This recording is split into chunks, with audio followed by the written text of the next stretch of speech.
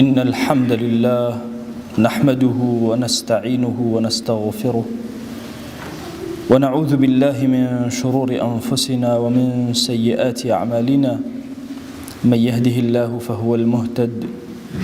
ومن يضلل فلا هادي له أشهد أن لا إله إلا الله وحده لا شريك له وأشهد أن محمدًا عبده ورسوله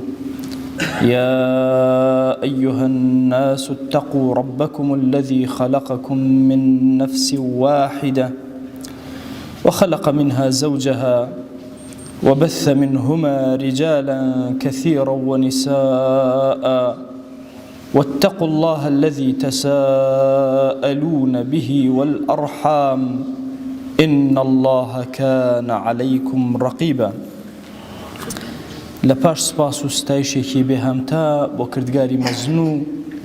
داواکردنی درود و ڕەحمەت بۆ سەرگیانی پاکی پێشەوای مرۆڤایەتی محەممەد صلی الله تعالی عليه وسلم. خۆشەویستانم، عەقیدەی ئیسلامی بابەتەکانی فرە و گەورەن. یەکێک لە پایەکان بریتیە لە ئیمان بە قەضا و قەدەر. ئیمان بە قەزا و قەدەر کەمترین ڕێژە لە باسە ئیمانیەکانە باسە کرێ، بە مەرجێک تەئسیراتێکی ڕاستەوخۆی ئیمان بە قەزا و قەدەر لەسەر هەموو فەردێکی موسڵمان هەیە. هەموو کەسێکی موسڵمان کە عەوداڵە و ئەگەڕێ بە دوای سەعادەتە، کە هەموو مرۆڤایەتی وێڵی سەعادەتن، خۆشبەختین، بەشێک لە خۆشبەختی لە ئینسانە بەهۆی ئیمان بە قەزا و قەدەرەوە بۆی دروست ئەبێ. مەرتەبەکانی ئیمان بە قەزا و قەدەر زۆرن، زۆرینەی ئیشکالەکان کە دروسە بن لەوەیە کە ئینسان بە عەقڵی خۆی قەزا و قەدەر ئەپێوێ، نەک بە قودرەتی ئیلاهی. ئەگەر بە قودرەتی ئیلاهی ئینسان قەزا و قەدەر بپێوێ، هیچ گومانێ لە دڵیان نامێنە بەرامبەری. گرنگترین و بەهێزترین خەسڵەت و ڕوتبە لەناو ئیمان بە قەزا و قەدەرە بریتیە لە علمی خوا جل جلاله لەگەڵ نووسینی خوا جل جلاله لە قەضا و قەدەرە. دیارە ئێمە لەوەچێ لە نەزەری خۆمانەوە سیرکەین، ئەڵێن باشە چۆن علمی خوا ئەو دەرکە گەورە ئەکات لە کاتێکە ڕەب العالەمین ئەبێ زەمن بۆ علمی نەبێت، چونکە زەمن خۆی دروستی کرد. ئەوە ئێمە کە علمی لەمە دووان نازانین، علممان مەحدودە بە زەمن، بەڵام علمی خوا جل جلاله مەحدود نییە بە زەمن. أفرمي خوي القرآن أفرمي وعنده مفاتيح الغيب لا يعلمها إلا هو. كلي لكاني درجا كاني غيبيات للا رب العالمين وبس خوي دركي أكا وإدراكي أكا. ويعلم ما في البر والبحر، بمن آسان أكاتو سادة أكاتو أم كلمة جورة لروع علم وآسان أكاتو. أوي لنا ودريا كان هي، أوي لنا وشكانيا هي، همو حركة وسكنيك لەوەی کە تۆ ئەیبینی و ئەوەی کە نایبینی هەمووی لەناو علمی خوایە جل جلاله. ئێمە لە پاییزین نەرم نەرم ئەبینین گەڵاکان ئەوەرن و زەویەکانمان بۆ زەر دەکەن. والله وما تسقط من ورقة، یەک گەڵان نییە کە بکەوێتە خوارەوە ئیلا بە ئەمری ئیلاهی ئەکەوێتە خوارەوە بە علمی خوا جل جلاله. بێنە پێش چاوی خۆت لە باخەکەتا دائەنیشی، سەیری دارێک ئەکەی نەرم نەرم هەوا ئەدا لە گەڵاکان و ئەکەونە خوارەوە، هەندێک لە گەڵاکان ئەکەون و هەندێک ناکەون. هەمووی ئیرادەی ڕەب العالەمینە، بڕیاراتی لەسەر تەنانەت ئەوەش هەیە کە گەڵایەک وشکە بێت و ئەکەوێتە خوارەوە چۆن ئینسانێک ئەمرێت و تەواو ئەبێت. یەک تۆ نییە کە تۆ لە تارمایەکانی زەویە ئەیچێنیت یا ئەچێنرێ یا ون ئەبێ یا تەیری ئەخاتە بن عەرز ئیلا ڕەب العالەمین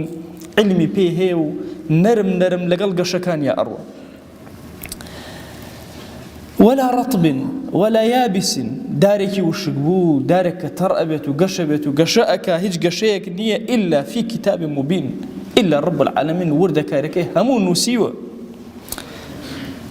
ما فرطنا في الكتاب من شيء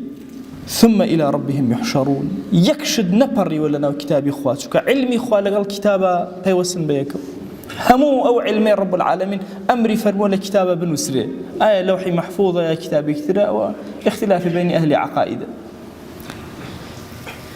وكل شيء أحصيناه في إمام مبين لقرآن فرمي هرچی شتێک هەیە ئەوەی پێ وتێ شەی لە کەونە خوا جەل جەلالوه هەمووی نووسی ئێمەی ئیماندار ئیمان و یەقینێک لە دڵمانە هەیە بەرامبەر بەمە کێشەی مرۆڤ لە چیایە ئەوێت چاکە و خراپە بە عەقڵی خۆی بپێوێ نەک بە ئەمری ئیلاهی نەک بە عیلمی ئیلاهی زۆر شت هەیە خراپە بەڵام لە ئەمری ئیلاهیە زۆر باش لەوە ئەچێت تۆ فەقیر و ڕوت و ڕەجاڵ بی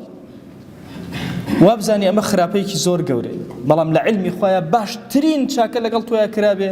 ئەم فەقیریەتێکە ڕووی تێکرد بۆیە ئینسانی ئیماندار لەم ڕوانگە ئەرێنیەوە سێری قەضا و قەدەر و ئیمان بە قەزا و قەدەر ئەکا و ڕازی ئەبێ بە قەزا و قەدەری خوا جەل جەلالوه پێغەمبەری خوا صلی الله عليه وسلم لە زۆر فەرمایشتا تدریب بە نەفسی موسڵمان ئەکا دای ئەمەزرێنێ لەسەرەوەی کە ئیمانێکی زۆر قایمی هەبێ بە قەزا و قەدەر ئەفەرمێ المؤمن القوي خير وأحب إلى الله من المؤمن الضعيف إيمان داري بهيس لا يخوا زور باشتر لا إيمان داري لاواز وفي كل خير بەڵام هەردووکشان خەیریان تێیە ئەو ئیماندارەی لاوازە و تەحملی قورسایەکان ناکە ئەو ئیماندارەی کە تەحمل ئەکە هەردووکیان خەیریان تێیە لە رب العالمین ئەفەرمێ احرص على ما ينفعك نەچی پاڵی لێ بدەیتەوە پشتێنی لێ بکەیتەوە بڵێ خۆ هەموو شتێ نووسرا نە بڕۆ حەریز بە هەر شتێ سوودی هەیە بۆ تۆ تەسەوراتی خۆت وایە کە سوودی هەیە بۆ تۆ جەنگی لەسەر کرد لەسەر دینارێکی بازار جەنگ ئەکەی لەسەر صحەتی خۆت جەنگ ئەکەی لەسەر هەموو شتێک کە ئەزانی نەفعت پێ ئەگەیەنێ تۆ حرسێکی زۆر گەورە طبعا حرس لە شەریعەتە یەکێکە لەو شانەی کە مەذمومە بەڵام پێغەمبەری خوا صلی الله عليه وسلم لێرە فەرمێ حرس هەبێ لەسەر ئەو شتێک کە سوودت پێ ئەگەیەنێ دنیاوی یا دنیایی دینی یان دنیاوی هەر کامێک لەوانە بڕۆ تۆ حرست هەبێ لەسەر ئەوە احرص على ما ينفعك بەڵام لەگەڵ ئەوەشا کە حرست هەیە کاسبی ئەکەی کەسابەت ئەکەی بە دوای صحەتە ئەگەڕی ئەتەوێ خۆشبەخت بی واستعن بالله ئەمە لەبیر نەچێتەوە داوای کۆمەک لە خواکە ولا تعجز پشت نەکەیتەوە لە کار و کەسابەت و پشتێنی لێ بکەیتەوە ملیۆنێ ئیش کە باش کەس بێن ئەی گەنج جاری وایە گەنجێ ڕامەوەسە سێ ئەفرەتم داوا کردووە نەیان داومەتی تۆ بڵێ سحرم لێ نەکرایە کورە بڕۆ 50 داواکە نەکبێت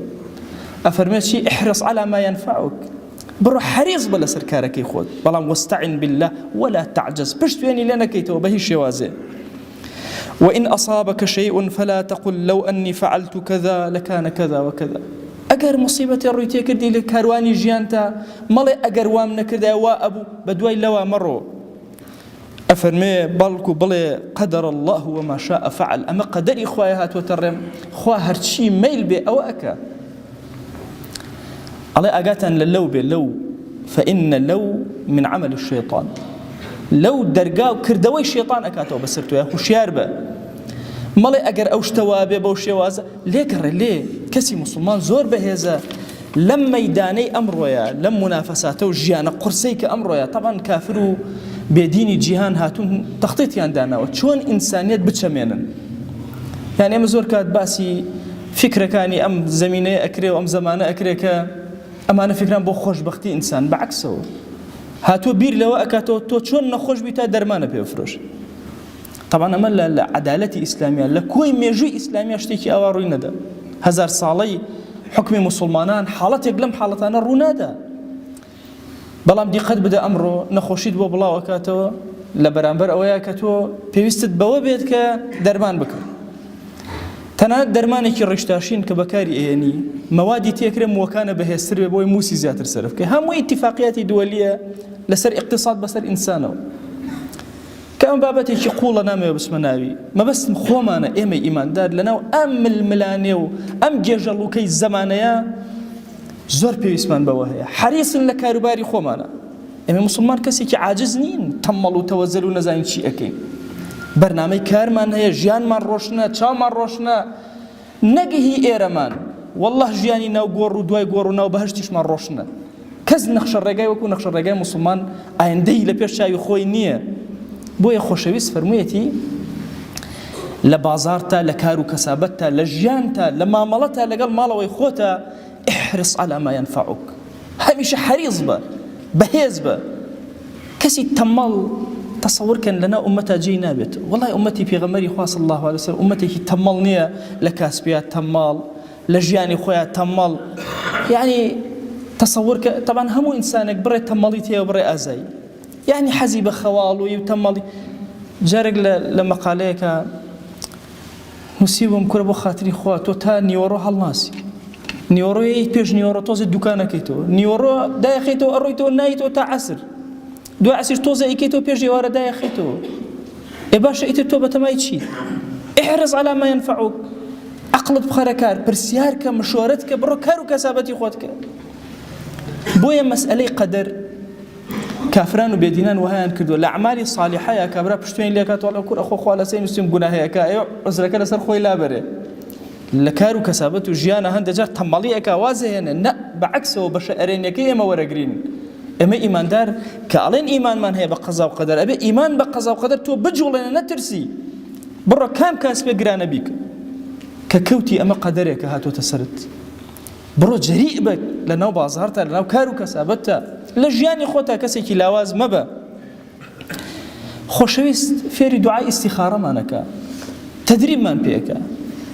ئەفەرمێت چۆن سوورەتی قورئانی فێرەکردن ئەوە دوعای ئیستیخارەی فێرەکردن ئەتەوێ هەر کارێ بکەی کارێکی مباح دوورکان نوێشکە و دوعای بخوێنە لەناو دوعاکە تۆ ئەڵێی چی خوایە من بێ عیلم و تۆ زانە من بێ قودرەت و تۆ بە قودرەت چی باشە بۆ دینم بۆ دنیام بۆ ژیانم بۆ عاقبەتی ئەمرم لەمە دوام ئەوە بێنەرە ڕێم چیش خراپە خوایە بەخوا من کوێر و کەڕ هیچی لێ نازانم تۆ خۆت لە منی لا بدە بۆ هەموو کارێک ئەی فەرموو ئەمە بکەن بۆچی بۆ ئەوەی ئەگەر ئەم کارە بۆت ڕێک نەکەوت لە ناختا ئیمان بە قەزا و قەدەر یەتە پێشەوە ڕیضا بە قەزا و قەدەر یەتە پێشەوە ئەڵێ دیارە خەیری تیان نییە بۆیە نەهاتۆتە پێشەوە وا تەسەور مەکە ئەوەی لە نەزەری تۆیە چاکە ئەوە چاکەیە ئەفەرمێ وعەسى أن تكرهوا شيئا وهو خير لكم کورە جاری وایە شتێک زۆر پێی ناڕەحەتی دەستێکە ئەبڕێت دنیا و لێتەیەک بەڵام وهو خير لكم ئەوە زۆر باشە بۆ ئێوە ئێمە وا نەزانین تەنها خەیر یان تەنها شەڕ فتنەی خوا و ئیمتیحانە والله خەیر و شەڕ ئەفەرمێ وەنەبلوکم بالشەڕ والخەیر فتنە خەیر و شەڕ هەردووکیان فتنەن بۆ تۆ ئیمتیحانن دەی بزانە کە نیعمەتی خوا لەناو شەڕا هەیە نیعمەتی خوا لە خەیرا هەیە چونکە بەنسبەت منەوە شەڕ و خەیرە بەنسبەت رب العالمینەوە هەردووکی هەر خەیرە ئەفەرمێ ما أصابك من حسنة فمن الله هەر شتێک لە جوانیەکان کە هاتە ڕێت ئەوە منەتی رب العالمینە بەسەرتەوە وما أصابك من سيئة فمن نفسك مصيبتك شتێک ڕووی تێکردی و لە نەفسی خۆتەوەیە ئەم ئاەتە پارێزگاری لە قەضا و قەدەر ئەکا تۆی ئیماندار بزانە هەڵەیەکت کرد بچۆرەوە بەسەر خۆتا بزانە چه هەڵەیەکت کردووە بۆ ئەم زەررە هاتە ڕێت بە کاروباری خۆتا بڕۆرەوە حەسەنەیەکی شاتە ڕێت سوپاسی ڕب العالەمینی لەسەر بکە لە ئەمڕۆیە دوو خاڵ لە قەزا و قەدەر ئێمە ڕام ئەکات لەسەر ئەوەی زۆر بە ئاسوودەی بژین یەکەم یەقینم هەیە هەرچی شتێک هێتە ڕێم پێی ڕازیم هەرچی هێتە ڕێم نەخۆشەکەوی ئەوە نیعمەتێکی زۆر گەورەیە لەوە ئەچێ ئەگەر لە ژیانە بوویتە رب العالمین لێت نەبوورایە بەڵام بەو نەخۆشی و زەلیلەت لەسەر جێگا رب العالمین هەرچی دەرگای خێرە بەسەرتا ئەکاتەوە و تۆ یەکێکی لەسەر فرازەکان لە بەردەم ئەوە خۆیان تەنها ئەم ژیانە نییە ئەم دوو ڕۆژە لەوە ئەچێت زەرێکی زۆر گەورەت کرد و ئیفلاست کرد